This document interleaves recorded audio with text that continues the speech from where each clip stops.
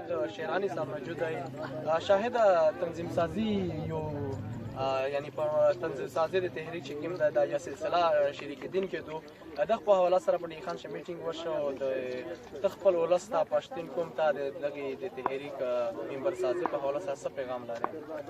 اول خو سلامونه او تاسو ټول ولستا کوم بلکې زه کوم د وایم چې اول خو خلکو مشته د شک نگاه کتل د موږ الحمدلله آیین جوړ شوی چې کوم آیین لپاره موږ مشر خپلسازي نه کوله.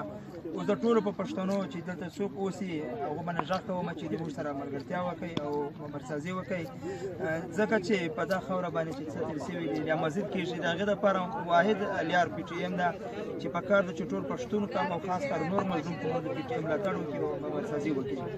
او مطلب ممبرسازي پر لکه مشرون غاړې پر مشرون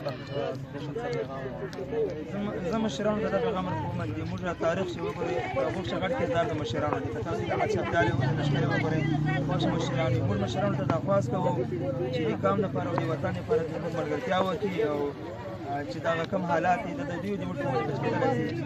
زه بیا مشرانو خواست کوم چې د موږ د ملګرتیا په تاریخ کې ممبرسازي دې وکړي. مننه شاید. د موږ سره اجاز پښتون موجود دی یو ځوان در سره موږ د موږ پښتانه کې چې دای ځوانانو ته څه پیغام لري د دغه تحریک ممبرسازي په حواله سره. اجازه تاسو اول هر کله یو څه پیغام لري دغه ځوانانو ته؟ مننه زه خو ځوانانو ته دا پیغام ورکوم چې لکه ځوانان چې کوم دا د کوم مستقبل نو بیا اخر دا یو تحریک ویاردو دغه کیم دی نو زه د خپل کوم د سره ځوانان دي او مشرون دي چې څومره دي دغه خاص کا او سپیشل د دعوت ورکاو چې د روسي د تحریک شمیر سره شمولیت وکړي او د تحریک اساس جوړ شي باشا جوړ شي او په ممبرسازي شي په ګډ شمیر سره حساب. مننه اجاز خان. تاسو ملګری د اجاز خبره اوروي د ځوان د وطن د علاقې د پورا د ځوانونو چې کوم کردار دی دا ډېر غټ اهمیت لري.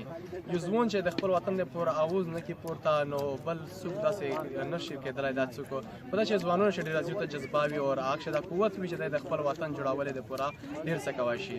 نو ځوانونه د خواسته چې تاسو روشي په د ممبرشپ شي حساب وخلې او د خپل د وطن د علاقې د پورا یعنی یو داسې تاریخ شیش دی چې حسابو د تاسو راتلین کې نسل وي هغه په تاسو باندې فخر کوي او د تاسو نه ګیلې نه کوي چې مش پورا یعنی چې کوم تر شوی خلک ته ځوانان دي د مش پورا اواز نه اوچت کړای د مش پورا څه کړی نه وي.